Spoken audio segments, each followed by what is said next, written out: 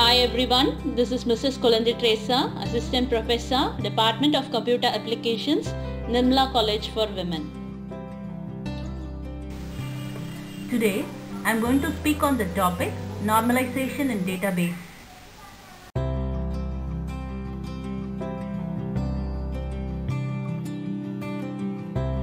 Here are the topics which we are going to discuss today in normalization.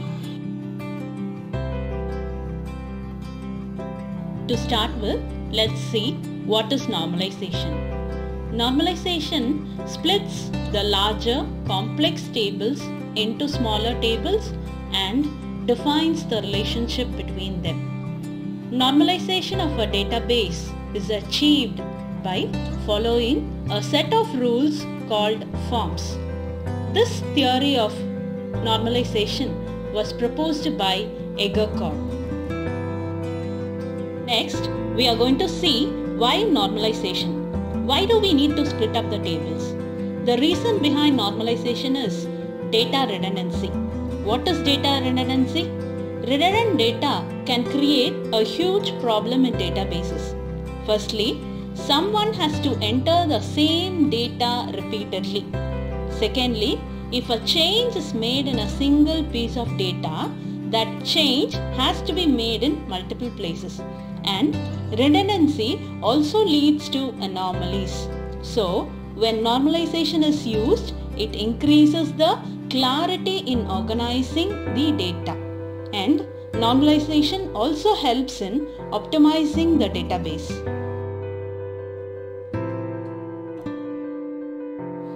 Previously, we saw redundancy may also lead to anomalies. What are anomalies? Anomalies are problems that occur when all the data is stored in one table. We have three types of anomaly: deletion anomaly, insertion anomaly, and update anomaly.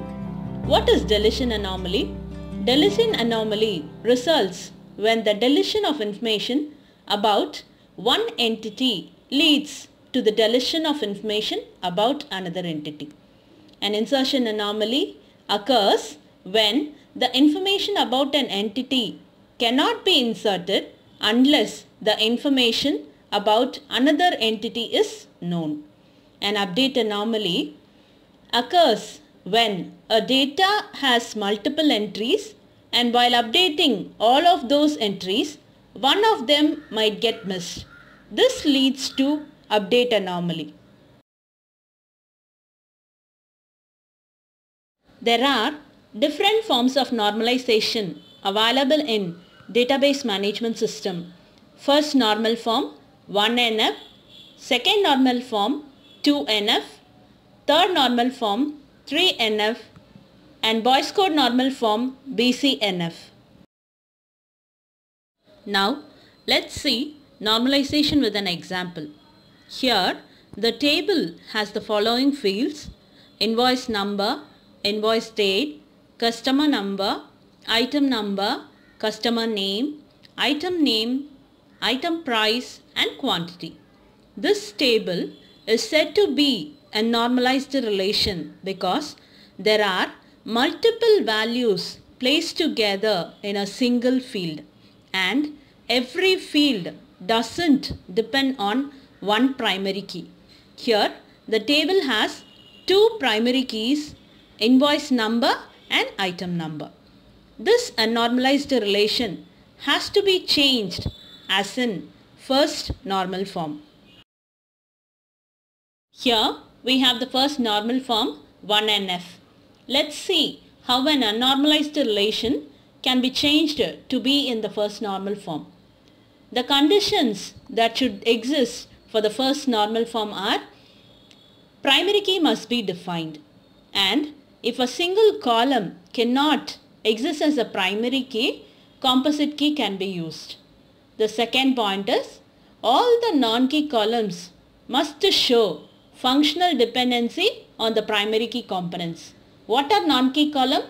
All the columns other than the primary key are said to be non-key columns. And third point to be noted is no multi-valued columns must exist in the table.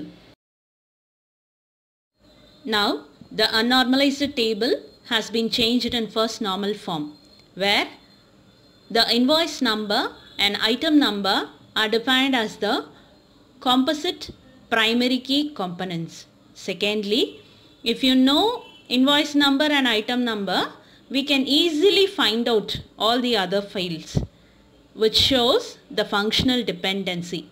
And thirdly, the intersection of a row and a column returns only one value.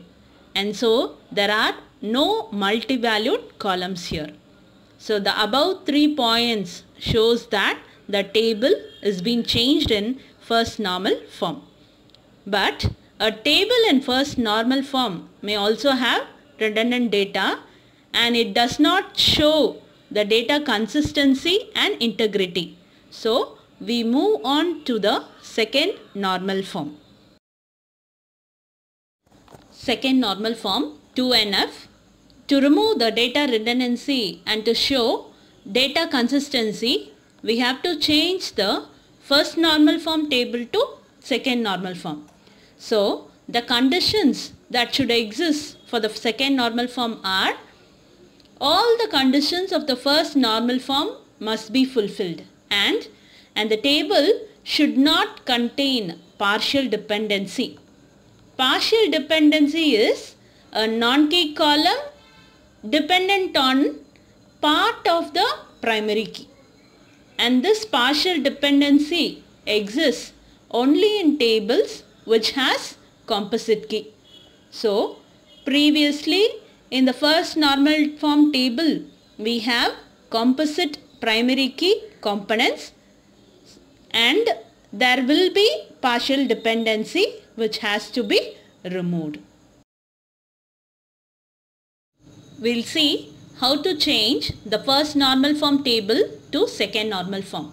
For changing, we need to remove the partial dependency.